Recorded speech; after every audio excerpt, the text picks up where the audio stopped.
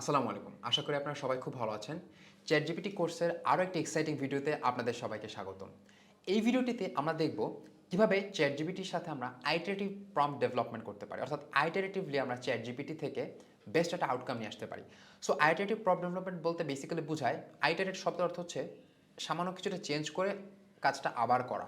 So আইটারেটিভ prompt অর্থাৎ সামান্য কিছু চেঞ্জ করে আমরা আবার প্রম্পট প্রোভাইড করব। অর্থাৎ তার সাথে আমরা চ্যাট করতে থাকবো। সেরকম চ্যাট আইটারেটিভলি চ্যাট করতে করতে আমরা আমাদের কাঙ্ক্ষিত বেস্ট আউটকামটা যতক্ষণ না আসবে আমরা সেই কাজটা কন্টিনিউ করতে থাকবো। সো যখন কোনো কমপ্লেক্স কাজ হবে তখন আমরা এই আইটারেটিভ প্রম্পট ডেভেলপমেন্টের থ্রুতে আমরা চ্যাটজিপিটি থেকে বেস্ট আউটকাম নিয়ে আসতে পারি। সো চলুন আমরা এখন লাইভ এক্সাম্পলে চলে যাই। অলরাইট, সো এই ভিডিও লেসনটিতে আমরা যে কাজটা করব আমরা একটা এক্সাম্পল দেখাবো। সেটা কি? সো আমরা কি করবো, এখানে আমরা একটা প্রোডাক্টের মার্কেটিং ডেসক্রিপশন ক্রিয়েট করবো সেটাকে আমাদের ওয়েবসাইটে শো করার জন্য। সো তার জন্য আমরা কি করব যে আমাদের প্রোডাক্টের ডেসক্রিপশনটা প্রোভাইড করব এবং আমরা প্রম্পটের থ্রুতে আমরা যেটা করতে চাচ্ছি সেই জিনিসটা তার কাছ থেকে বের করে নিয়ে আসবো। ওকে, সো আমরা শুরুতে যে প্রম্পটটা ইউজ করব সেটা হচ্ছে জেনেরিক প্রম্পট। আমরা যেটা চাই সেটা একটা জেনেরিক প্রম্পট, মানে অ্যাজ ইউজুয়াল আমরা যেটা নর্মালি লিখি সেরকম প্রম্পট। এখানে আমরা একটা ইস্যু দেখব, প্রবলেম। সেটা কি হবে? টেক্সটটা হবে খুবই লং। সো চলুন আমরা সেটা এখন লাইভ দেখি। সো এখানে দেখতে পাচ্ছেন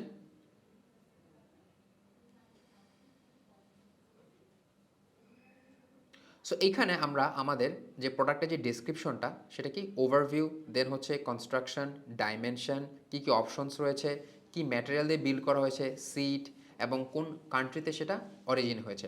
সো এই ইনফরমেশনগুলোকে তাকে টেক্সট আকারে দিয়ে আমি তাকে প্রম্পট হিসেবে বলছি যে আমাকে এই মার্কেট টিমের জন্য একটা ডেসক্রিপশন ক্রিয়েট করে দিতে, এবং যেটাকে আমি কি করব আমার রিটেল ওয়েবসাইটে আমি শো করব। সো এরপর আমি তাকে বললাম একটা প্রোডাক্ট ডেসক্রিপশন ক্রিয়েট করে দিতে।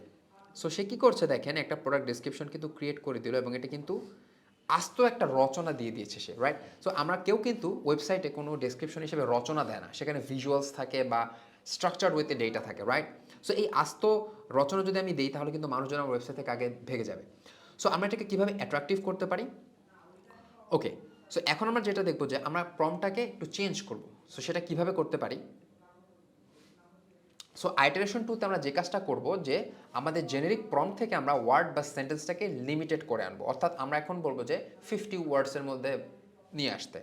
সো এখানেও আমরা একটা ইস্যু ফেস করব, যেটা হচ্ছে যে সে কী করবে যখন তাকে আমি শর্ট করে ফেলতে বলবো ডিটেলসটাকে, সে তখন কী করবে যে রং জায়গায় ফোকাস দেবে। সো চলুন আমরা এখন সেটা লাইভে দেখি। সো আমি এবার তাকে কি করলাম, আমি তাকে সেম প্রজেক্ট বা প্রোডাক্ট ওভারভিউটা তাকে দিয়ে এবার আমি বললাম যে সেটাকে 50 ওয়ার্ডসের মধ্যে লিমিট করে দিতে। সো এবার সে কী করছে দেখেন, সে 50 ওয়ার্ডস কিন্তু প্রোভাইড করলো।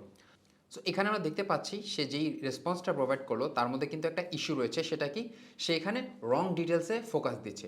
অর্থাৎ একটা প্রোডাক্টের ডেসক্রিপশন আমরা যখন ওয়েবসাইটে পাবলিশ করব সেটা দেখে যাতে মানুষ এটা সম্পর্কে ভালো একটা আইডিয়া পায়, তার জন্য কিছু টেক্সট সেখানে থাকতে হবে। বাট সে এটাকে এতই শর্ট করে ফেলেছে যে এখানে কিন্তু আমি প্রপার রেসপন্সেস বা প্রপার ডেসক্রিপশন পাচ্ছি না। সো এইবার আমরা যেটা করব, থার্ড আইটারেশন করব। সো আমরা থার্ড আইটারেশনে কী করব, এখানে আমরা প্রম্পট হিসেবে লিমিট ওয়ার্ড করে দিব, বাট আমাদেরকে এখানে রেলেভেন্ট বা ইন্টারনেট যে অডিয়েন্স তাকে অ্যাট্রাক্ট করার জন্য যেই ডেসক্রিপশন বা যেই টেক্সটগুলো লাগবে সেটা আমরা তাকে দিতে বলবো। ওকে, সো এটা আমরা যখন দিতে বলবো তখন দেখবো যে আমাদের স্টিল একটা ইস্যু রয়ে গেছে।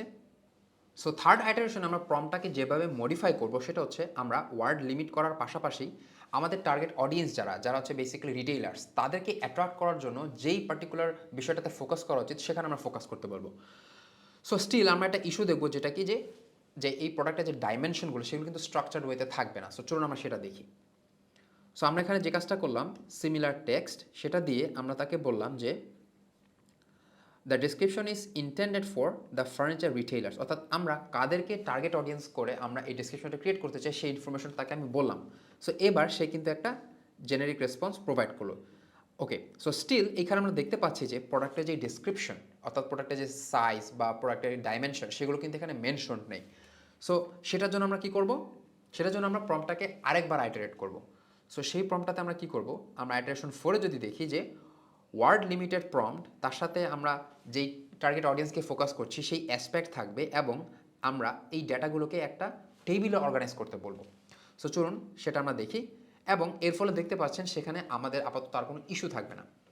ওকে, সো এবার আমরা প্রম্পটটাকে কীভাবে ডিফাইন করলাম, আমরা যেটা করলাম যে আমাদের প্রোডাক্টটাকে রাইট। সো এই যে দেখতে পাচ্ছেন এখানে আমাদের যে প্রম্পটটা রয়েছে, প্রম্পটটাকে আমরা কীভাবে মডিফাই করলাম, এই প্রোডাক্ট ডেসক্রিপশন সে লিখবে ডেলিমিটেড বাই ট্রিপল ব্যাকটিক্স, যেটাকে আমরা ট্রিপল ব্যাকটিক্সের ভিতরে দিয়ে দিয়েছি। এবং এই ডেসক্রিপশনটা কাদের জন্য? রিটেইলারদের জন্য। এবং প্রতিটা প্রোডাক্টের জন্য একটা প্রোডাক্ট আইডি ইনক্লুড করতে দিয়ে দিয়েছি। এবং প্রতিটা ডিসক্রিপশনকে আমরা কি করছি, এবং ডিসক্রিপশনের শেষে প্রোডাক্টের ডাইমেনশনকে আমরা এখানে টেবুলার ফরম্যাটে দিতে বলেছি। তো যখন আমরা সেটা তাকে বললাম, আপনারা দেখতে পাচ্ছেন কত সুন্দর করে একটা প্রোডাক্ট ডিসক্রিপশন, প্রোডাক্টের আইডি এবং সবশেষে মেজারমেন্টগুলোকে একটা টেবিলে দেখাচ্ছে। Now it becomes more eye catchy and attractive to the retailers, because তারা এখন কি করছে, এই টেবিলে দেখতে পাচ্ছে তার ডাইমেনশনগুলো কি। ওয়েল, সো এটা তো আমরা দেখলাম যে টেক্সট আকারে কীভাবে সে আউটপুটটা দিচ্ছে। এইবার আমাদের টার্গেট হচ্ছে যে আমরা যদি আমাদের ওয়েবসাইটে এই ইনফরমেশনটাকে নিয়ে যাব, আমরা এটাকে টোটালি একটা ওয়েব পেজে পার্স করতে পারি। সেটা কীভাবে করব?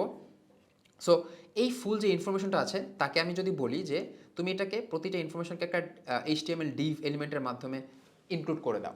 সো তখন সে কী করবে, এই পুরা যে ডেসক্রিপশনটা সে আমাকে দিল সেটাকে টোটালি একটা HTML ফাইল আকারে সে আমাকে দিবে। সো দেখতে পাচ্ছেন এখানে সে টোটাল একটা HTML ফাইল প্রোভাইড করলো।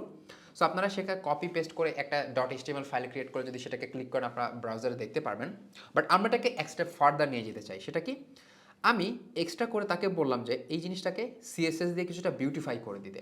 সো সে কী করলো, এটাকে কিছুটা বিউটিফাই করে দিল। সো বিউটিফাই করার পর আপনারা দেখতে পাচ্ছেন এখানে এই হচ্ছে আমাদের ওয়েব পেজটা। সো এবার এটাকে আমরা কপি পেস্ট করে যেই পেজটা পেয়েছি সেটাকে আমরা রেন্ডার করব।